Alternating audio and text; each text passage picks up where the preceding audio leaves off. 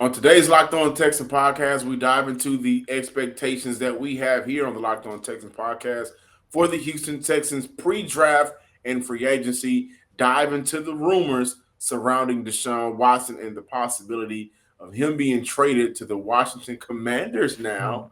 And then we're going to end off with players that are currently already on roster for the Houston Texans. They should bring back for the start of 2022 season. But first, start the music. It's time to count down.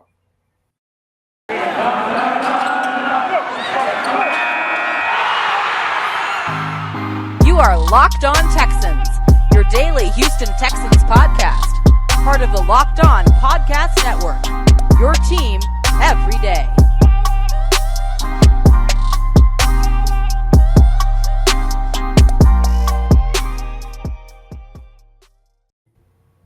Welcome in, everybody, to a Monday edition of the Locked On Texan podcast, part of the Locked On Podcast Network, your team every day. I'm John Hickman, joined by none other than Cody Davis. Today's episode is brought to you by BetOnline.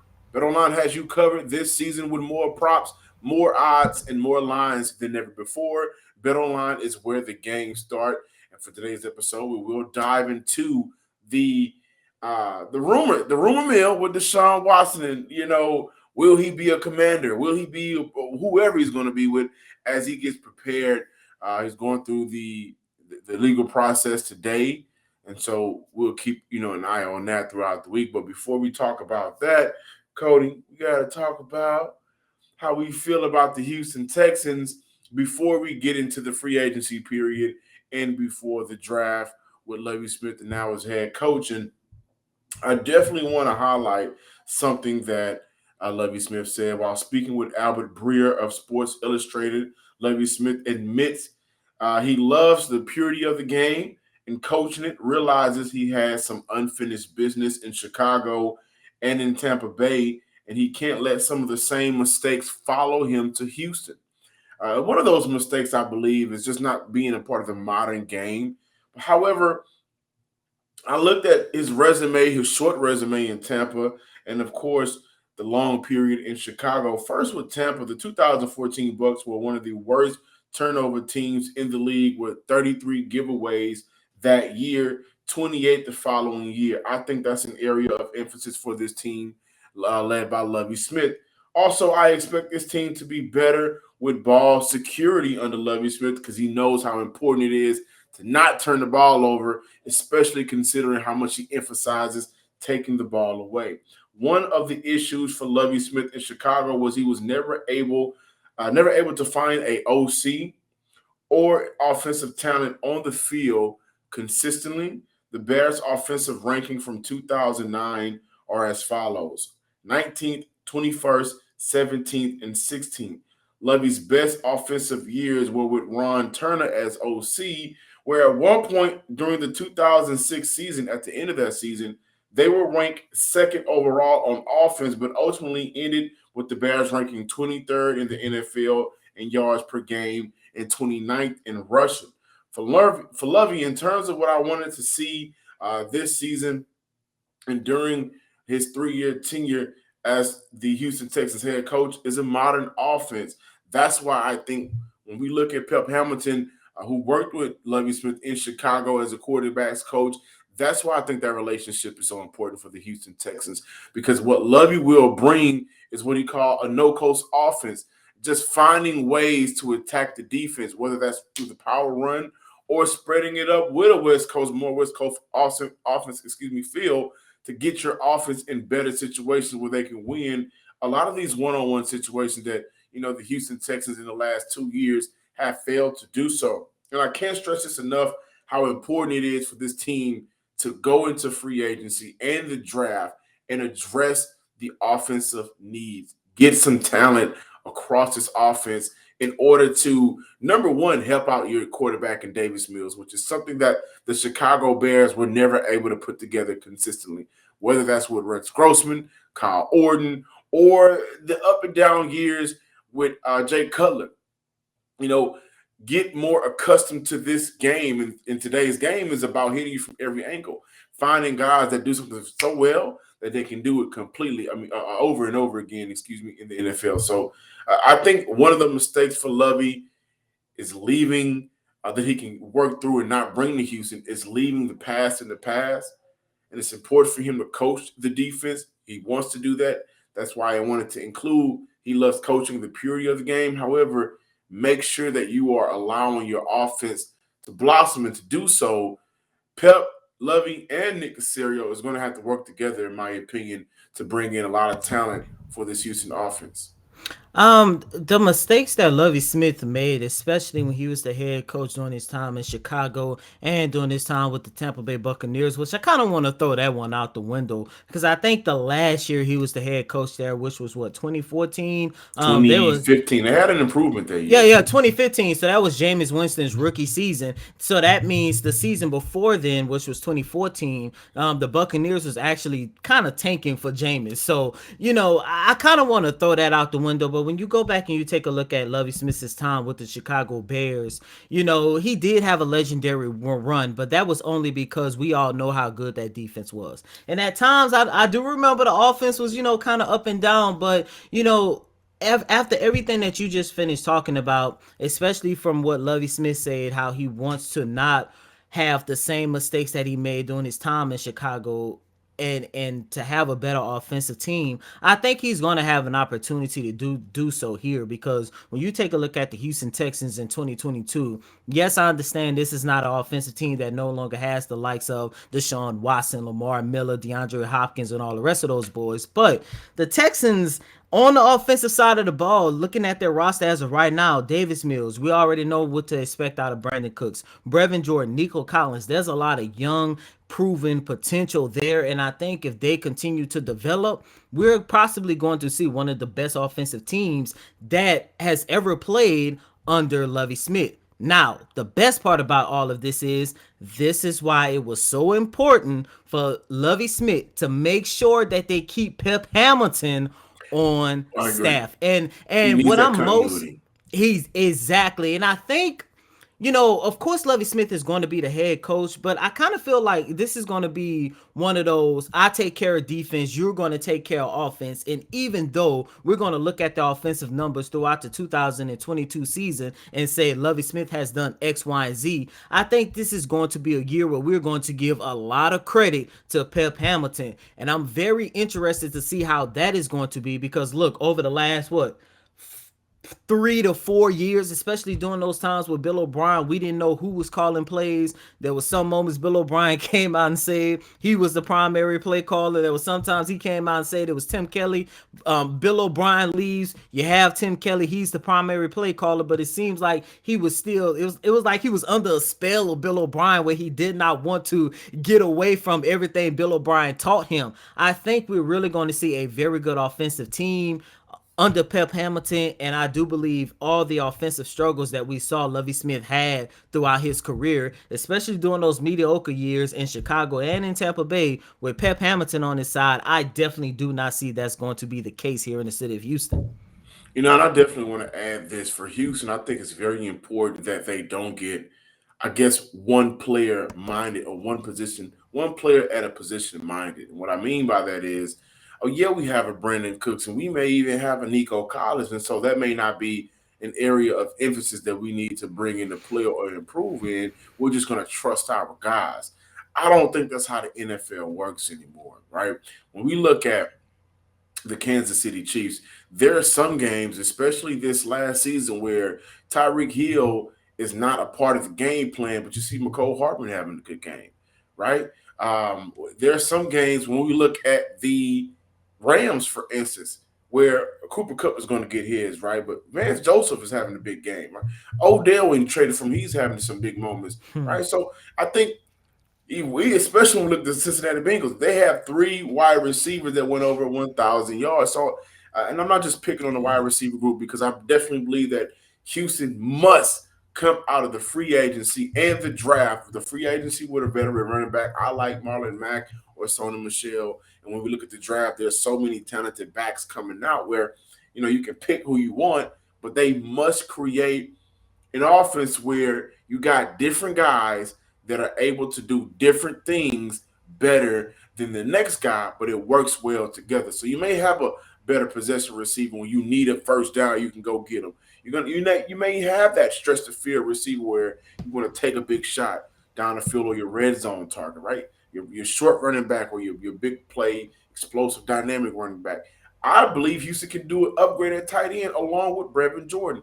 I just definitely believe that for this team to take a next step, a lot of guys are going to have to do a lot of different things. And for Houston, that's a good thing, especially Hmm. considering if you have a quarterback. Man, I was watching this TikTok with Davis Mills making some of these throws. He can Hmm. make these throws. Just put the players out on the field to help him out with some of that, right? That's all I'm getting at. It's the time of year. I pretty much kind of given up on a lot of my New Year's resolutions, but not eating healthier, that's not the one I've given up on. I'm loving what I'm doing right now, and thanks to Bill Barr, it almost feels like it's not really a resolution. I'm enjoying what I'm eating. It's an everyday thing. It's becoming a part of my ritual, if you believe. And one thing about these Built Bars is they come up with these flavors that listen. Have you tried the Euro Puff? If you haven't, you're missing out on, if not one of the best Built Bar tasting bars. The puffs are a fan favorite right now.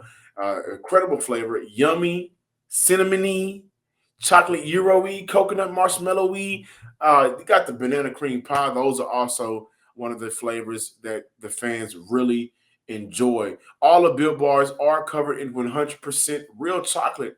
Yes, the puffs are included 100% real chocolate. The best part about it, I tell you I'm eating healthier, and I'm telling you about real chocolate and how great it tastes. Well, the bars are low calorie, high protein. So replace your candy bars with one of these. They are better. I'm gonna tell you why. Most of those candy bars they carry around 240 calories, 30 grams of sugars, and a dozen of those nasty unwanted carbs. But Built Bar contains 130 calories, 4 grams of sugar, 4 net carbs, and 17 grams of protein. With a lot of different flavors from your choosing: mint brownie, coconut, coconut almond, and for this month you got the new white chocolate cookies and cream. Go to build.com. Use promo code LOCK15 and you'll get 15% off your order. Again, use promo code LOCK15 for 15% off at built.com. Thanks for making the Locked On Texans your first listen every day. Make sure you're following Locked On NFL, Locked On experts covering the biggest stories around the NFL every Monday through Friday in less than 30 minutes. It's free and available wherever you get podcasts. Before we dive into the Deshaun Watson to the Washington rumors, I definitely want to give you guys an update about his case. A special hearing was scheduled for Monday. We are recording this on Sunday evening, so scheduled for Monday for Deshaun Watson. And if we remember that he has the disposition that was scheduled on Tuesday, so this special hearing may actually delay the deposition. And of course, right now, Deshaun Watson is currently fighting a legal battle after 22 women filed a civil lawsuit against the current Houston Texan quarterback. Now, I definitely want to put, the current Houston Texan quarterback on that because right now the NFL rumor mill is heating up. Deshaun Watson. We have the Broncos, Minnesota Vikings. His team is refuting some of these rumors. We heard about the Bucks. However, now we're hearing about the Washington Commanders. It's going to take a while getting used to saying I wish they would have the kept it at the Commanders. Washington football I team. was That one, okay that with the one had a football little bit team. of a ring to it, and it was just different. I could have got behind that. I don't think it had a ring to it, but it was. I would take that over Commanders. Commanders just feel like I'm watching Small Soldiers or something like that. But uh, Commandos attack! versus the Gorgonites, right? But Yeah. right now, the Deshaun Watson team, Deshaun Watson has been treating the Houston Texans as if they were the Gorgonites, trying to get out of that situation and play for another franchise. And the Washington Commanders have now entered the chat of teams that want to put their name in the hat for Deshaun Watson. And honestly, I think this is the best scenario team trade wise, not necessarily for Deshaun Watson. And also, I do think this is good for Deshaun Watson. This is a little stab at Dan Snyder, who is an owner who doesn't really care about controversy. And I think that he is an owner that needs to be put out of the league. Those are my own personal, 100%. sentiments. But this is probably the best deal, player pick wise, for the Houston Texans. Now, before I dive into this, a lot of you are immediately thinking Chase Young. I am. Ladies and gentlemen, you guys are not looking at the actual better player. And the better player across that defensive front is not Chase Young. Chase Young is a more flashier player, and I think he will have a pretty good year, a pretty good career for whatever team he plays for, but while he's in the NFL. However, if I'm the Houston Texans, along with those picks, I'm looking to get back Jonathan Allen. And I'll tell you why. Jonathan Allen is the better run defender. Jonathan Allen actually plays to the scheme much more than Chase Young. And I was talking to David Harrison of the Locked On Bucks and the Locked On Commanders. We were talking about this while we were in Mobile, Alabama. And the trade idea came up. We were just sitting talking, and having a discussion about football. And I said, you know what? Deshaun Watson in Washington makes perfect sense. Of course, he said he wouldn't want him simply because of everything that's going on off the field. We both acknowledge he's a great quarterback and he's a top 6 or 7 quarterback when on the field. But then we got discussing if it did happen. And I said I would take Jonathan Allen in a heartbeat. And he says, you know what? Jonathan Allen is not the player that everybody recognizes that he is.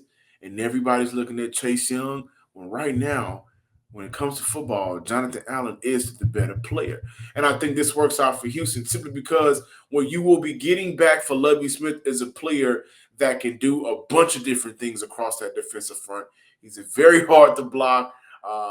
Opposing offensive linemen will have a long day trying to get after Jonathan Allen consistently. But one thing I love about Allen is he plays to the scheme. He does not overrun, which I've seen Chase Young do a few times. More than a few times, actually, chasing for sacks, because I think that's what his bread and butter will be while in the league. Something that J.J. Watt used to do, if we're being honest, while we're talking football.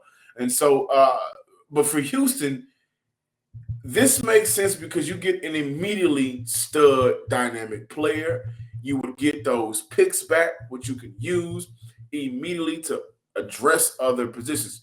Because if you get a Jonathan Allen back in a deal, hypothetically speaking, of course, do you look at that number 3 pick and now say, do we necessarily have to go get us an edge rusher? Or can we now use that pick to get a Kyle Hamilton and be okay with that decision? Or better yet, can we use that pick, take that pick, trade it to trade back, and accumulate more picks in the first round? Which, and of course, throughout the draft. Sorry to cut you off, by the way, but if the Texans and Washington Commanders were able to come to an agreement and the Texans were able to get one of those 2 guys back in the deal, it would be nice if they could get both of those guys back in the deal. But for the sake of this argument, let's say they get one of these guys back in the deal.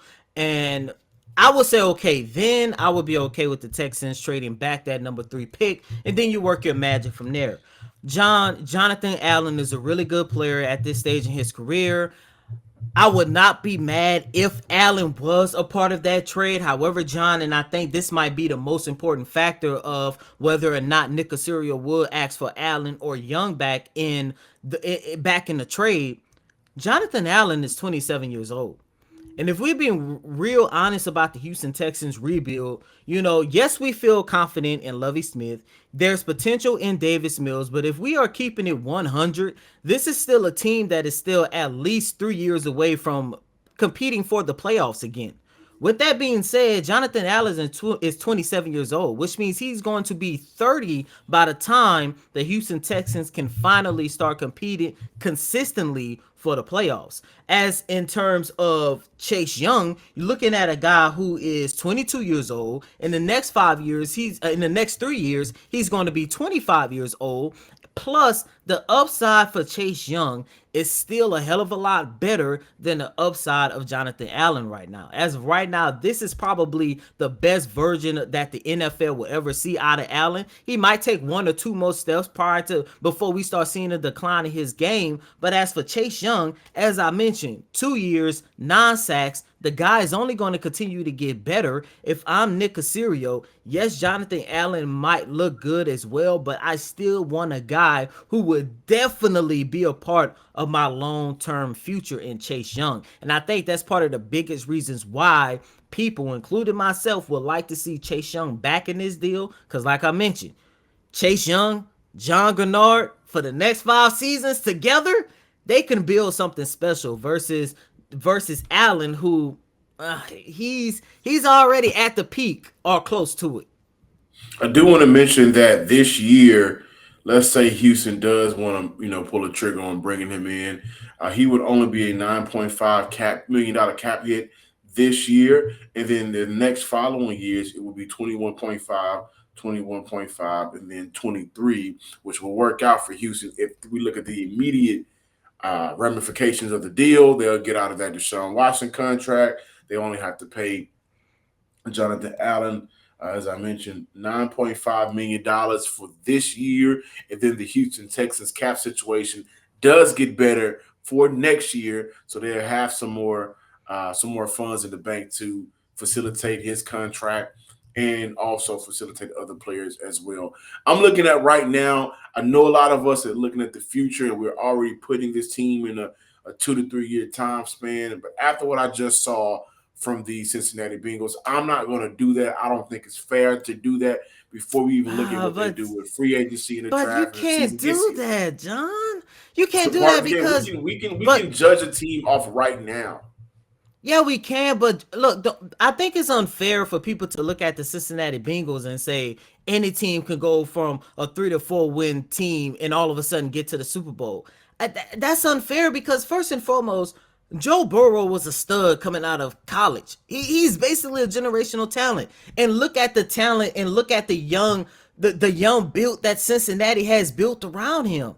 Look at his offensive weapons that you just talked about. They had what, two wide receivers that had over 1,000 yards this year. The Three. run game is good. Three. The run game is good. The only negative about Cincinnati is the offensive line. That's it. Once they fix that offensive line, they probably would win a Call championship. But us. yeah, call us. But when you take a look at the Houston Texans, I just think they still have a lot more holes in order for them to go from a 4 win team to the Super Bowl next year. I just do not see that because look, And I I'm a agree. believer. I'm a believer in Davis Mills, and I do believe he's not going to be like Josh Allen or Patrick Mahomes or none of those guys, but I do think he does have the potential to be in that second tier, which means you have a very solid, a very quality starting quarterback on your team. And if you put the right pieces around him, maybe, just maybe, he can get that team, he could get the Texans to the next level. But it's definitely not going to happen in 2022. If it does, hell, I will come on this podcast and say I was wrong. But let's just slow this train down, saying that the Texans could be the next version of Cincinnati, man. I'm not going to say the next version of Cincinnati, but I look at this division itself, and I'm not as confident in this division now Oh, that as I is true. was going into the 2021 division. Carson Wentz has no hope with this franchise. Nobody really believes in him moving forward.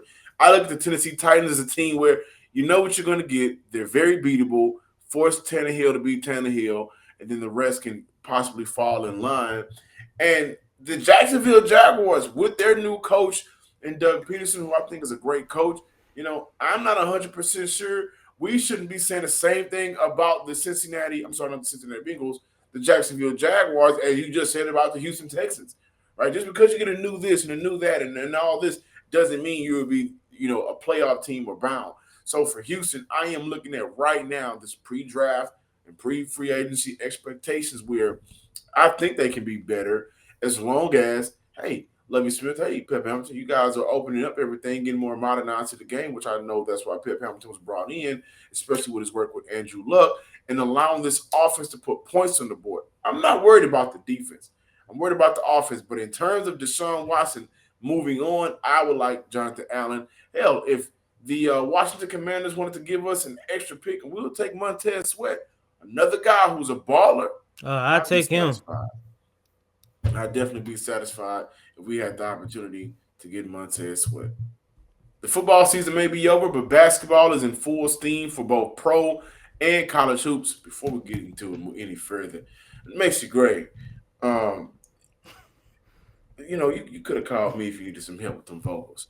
But from all of the latest odds and totals and player performance props to where the next fire coach who just may actually be Juwan Howard is going to land, BetOnline.net is the number one spot for all of your sports betting needs.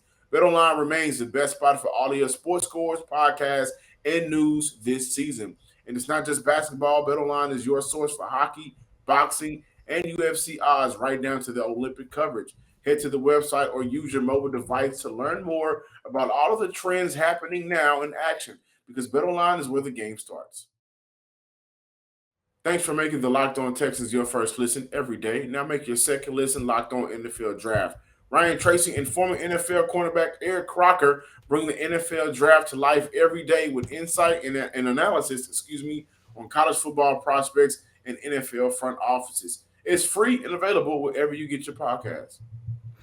Welcome back in, ladies and gentlemen, to this Monday installment of Locked On Texans. Yesterday was the All-Star game, and Steph Curry, my God, 45 points, 16 triples. Oh, my God. You just got to get ugly when you say it. 16 triples. Ooh. I'm too pretty to get ugly, baby. But before closing out this Monday installment of Locked On Texans, John and we're going to start this new series called Texans Free Agency Profile. Now, for those of you guys who follow me on Twitter, you guys are seeing me write up the free agency profiles that I've been doing over at Sports Illustrated, covering the Houston Texans. And what I'm doing is I'm evaluating every single free agent the Houston Texans have for this upcoming market and discuss whether or not it makes sense for the Texans to bring them back. And the first guy up is a guy we thought was going to have an opportunity to start majority, if not all, the games for the Houston Texans throughout the 2021 season. But for the third time in 4 seasons, he had his starting role taken by him by a rookie quarterback. And of course, we're talking about the one and only Tyrod Taylor.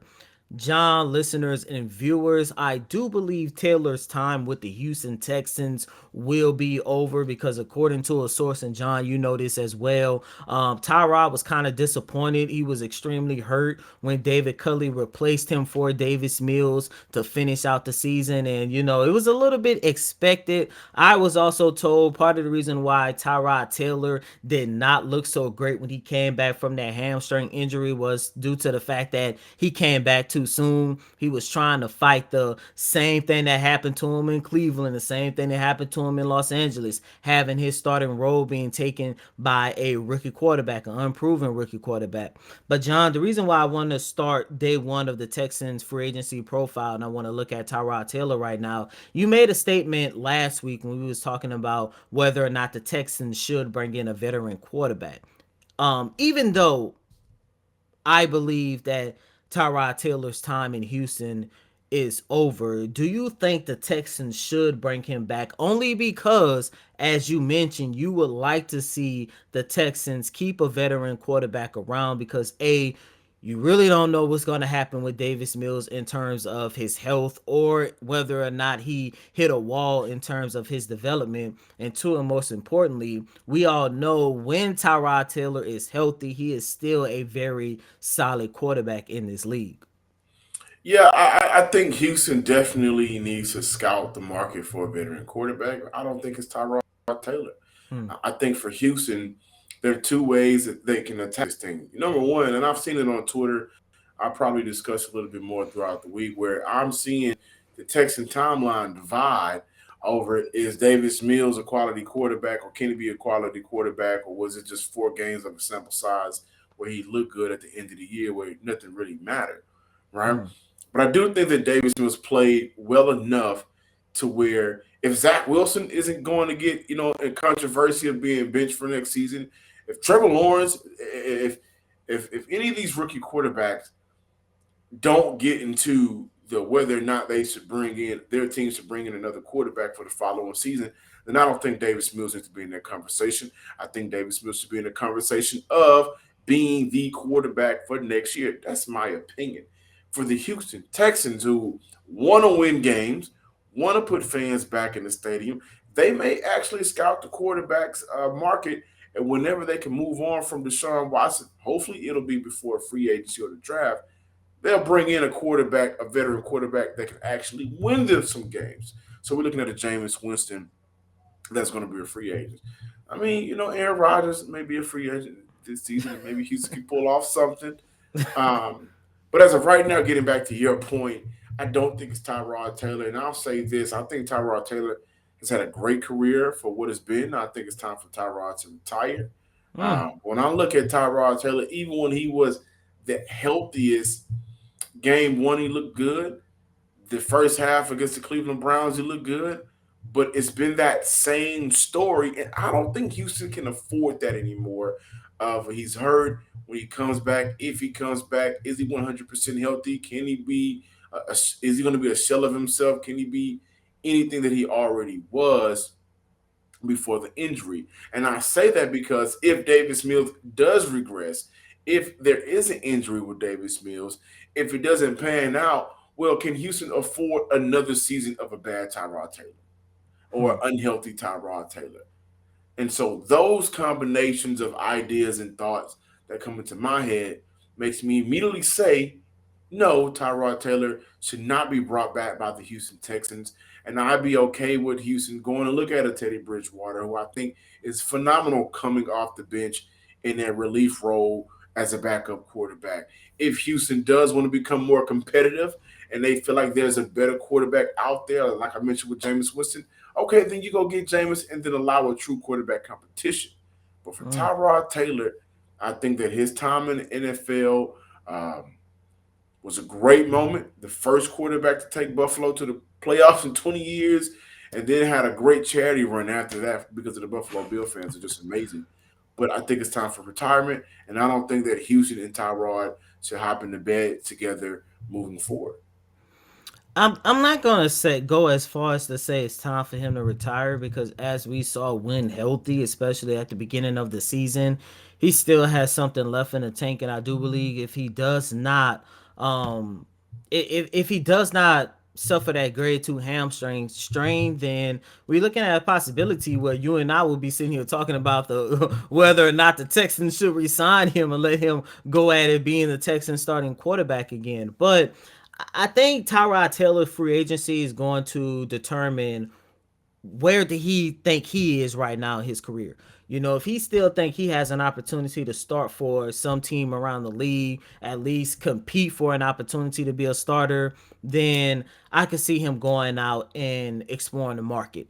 But if he at the point where, you know, maybe he has come to the realization that he is not a team's number one option for a starting quarterback role, and he is getting to that stage where he can actually be a veteran presence to a younger quarterback, then I would say I would like to see Tyrod Taylor back in that aspect because even though he had his spot taken by Davis Mills and he wasn't happy about the situation, he still continued to be somebody Davis Mills can go to and get some advice. He did it prior to the injury throughout training camp and preseason. He did it during his injury when Davis Mills was out there struggling almost every single game. And even after he got benched, Davis Mills still talked about it, and I spoke to some people, and they confirmed it. Like anytime Davis Mills needed any type of help, Tyrod Taylor was right there. I do like that about that young man, and like I said, you know, because Davis Mills already has a relationship and